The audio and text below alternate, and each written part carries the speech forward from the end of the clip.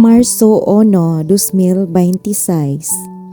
Pagbasa gikan sa Santos nga Ebanghelyo sumala ni San Mateo. Tapos sa unom ka adlaw, gidala ni Jesus si Pedro ug ang magsuon nga si Santiago ug si Juan ngadto sa usa ka taas nga bukid.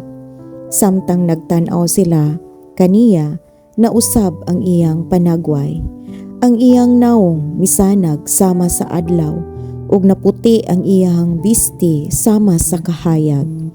Unya nakita sa tulo ka tinun-an si Moises ug si Elias nga nakigsulti kang Jesus. Si Pedro miingon kang Jesus, "Ginoo, maayo nga ania kita dinhi. Kung gusto ka, magbuhat ako dinhi og tulo ka payag, usa alang kanimo, usa alang kang Moises, ug usa alang kang Elias." Samtang nagsulti siya niini, usa ka masanag nga panganod mitabon kanila, ug unya usa ka tingog gikan sa panganod miingon, "Kini ang pinangga kong anak nga akong gikahimutan, pamati kamo kaniya." Sa pagkadungog sa mga tinun-an sa tingog, nanghadlok sila pag-ayo ug tungod niini nanghapa sila. Miduol sa Jesus ug gihikap sila.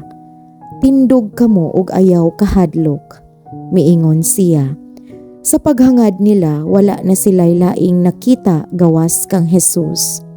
Samtang naglugsong sila sa bukid, gipinahan sila ni Jesus, "Ayaw ninyo isugilon kang bisan kinsa kining panan-awon nga inyong nakita hangtod nga mabanhaw na ang Anak sa Tao." Ang Ebanghelyo sa Ginoo. Daygon ko ikaw, O Kristo.